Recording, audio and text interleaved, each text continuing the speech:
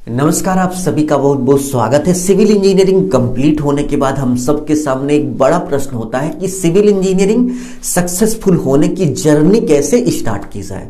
यानी कि यदि हमें सिविल इंजीनियरिंग में सक्सेसफुल होना है तो सबसे पहले हमें एक छोटी सी जॉब चाहिए होती है और जॉब मिलने के बाद हमें साइड वर्क सीखकर अपने अंदर सारी स्किल डेवलप करनी होती है। तो वो पहली जॉब और पहली ट्रेनिंग आपको कैसे मिलेगी, इसके 4 रास्ते आपके सामने प्रस्तुत होते हैं। तो फर्स्ट वे की बात करें तो सेल्फ, यानी कि खुद से आप मेहनत कीजिए, आप कंपनी में जाइए, कंपनी में कॉल कीजिए और पहली जॉब आप कहीं से भी हासिल कीजिए और वहां से ट्रेनिंग लेकर आप अपने करियर की शुरुआत कीजिए। सेकेंड वे की बात करें तो कॉलेज कैंपस प्लेसमेंट, यानी कि आपका सिविल इंजीनियरिंग कंप्लीट होते ही कॉलेज के द्वारा आपका कैंपस प्लेसमेंट कराया गया, आपको एक कंपनी में जॉब मिल गई, तो उस कंपनी में वर्क करके आप सारी स्किल अपने अंदर डेवलप कर लो।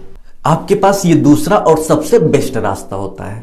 तो कैंपस प्लेसमेंट की बात करें तो यह सभी स्टूडेंट को नहीं मिलता, क्योंकि कंपनी जो आती है वो पूरे कॉलेज से 10 से 12 बच्चों को ले जाती है, तो सभी स्टूडेंट्स के लिए कैंपस प्लेसमेंट पॉसिबल नहीं है। तो चलिए थर्ड वे की तरफ बढ़ते हैं। आपके पास जो तीसरा वे होता है, तीसरा रास्ता आपके सामने जो प्रस्तुत होता है, फैमिली सपोर्ट। यानी कि यदि आपकी फैमिली में कोई कंस्ट्रक्शन वर्क से जुड़ा हुआ है और उसकी कंपनी में कोई फ्रेशर्स के लिए जॉब अपॉर्चुनिटी आती है तो आपको रिकमेंड कर देगा, आपको वह जॉब दिला देगा। फैमिली सपोर्ट भी सभी स्टूडेंट्स के लिए पॉसिबल नहीं है।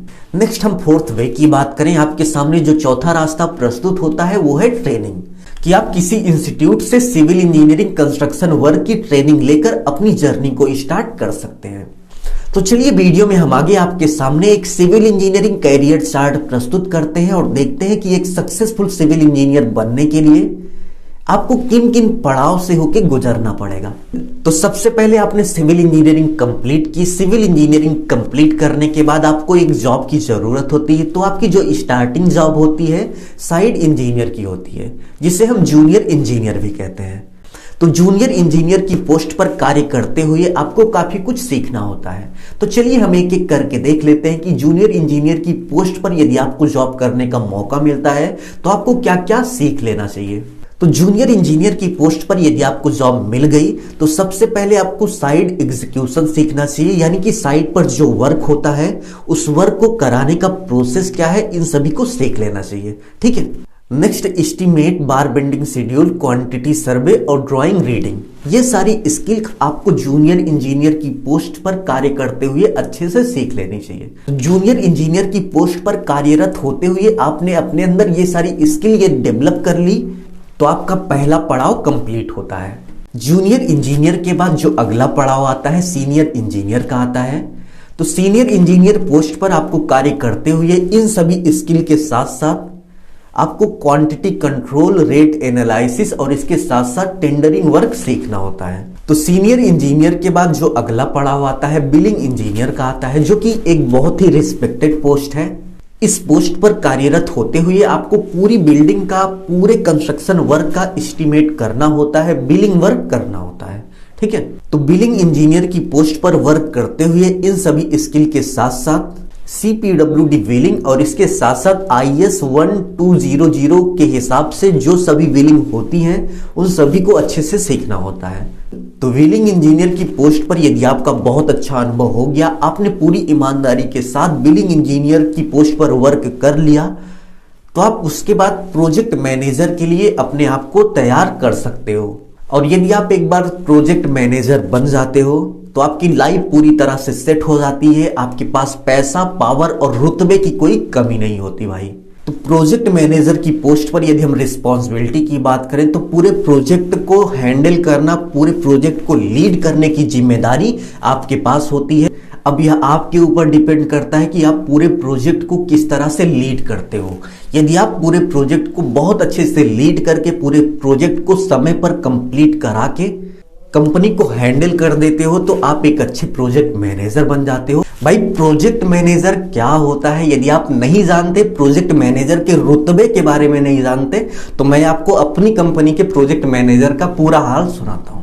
तो मेरी कंपनी में जो प्रोजेक्ट मैनेजर हैं, यदि हम उनके सैलरी की बात करें तो 3.5 लाख रुपए महीना सैलरी मिलती है और रुतबे की बात करें तो भाई 3 गाड़ियों का काफिला प्रोजेक्ट मैनेजर के साथ चलता है और इसके साथ साथ कंपनी की तरफ से रहने खाने की पूरी व्यवस्था ए लेवल की होती है। ठीक है, और प्रोजेक्ट मैनेजर का एक रुतबा मैं आपको और दिखाता हूं। ये लिफ्ट देख रहे हो, इस बिल्डिंग में टोटल 4 लिफ्ट हैं।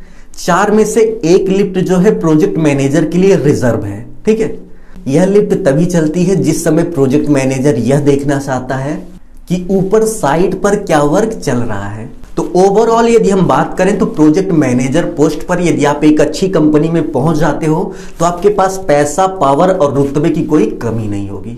तो यहां पर एक क्वेश्चन उठता है कि बारी बारी से सभी पोस्ट के लिए जो मैंने आपको स्किल दिखाई, ये स्किल आप कहां से डेवलप कर सकते हो। तो यदि आप ट्रेनिंग के माध्यम से ये सारी स्किल अपने अंदर डेवलप करना चाहते हो तो एक ऑनलाइन कोर्स हम आपको प्रोवाइड कर रहे हैं जिसका नाम है कंस्ट्रक्शन ऑपरेटिंग प्रोसेस। इस कोर्स में आपको ये सभी स्किल सीखने को मिल जाएंगी।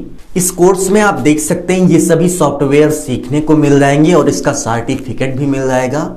और इसके साथ साथ स्ट्रक्चर इंजीनियरिंग से रिलेटेड ई-टैप एक इंपॉर्टेंट पॉइंट है, यह भी सीखने को मिल जाएगा। और यदि हम प्रैक्टिकल स्किल की बात करें तो आप देख सकते हैं यहां से लेकर यहां तक जो स्किल आपको दिख रही हैं ये सभी आपको सीखने को मिल जाएंगी।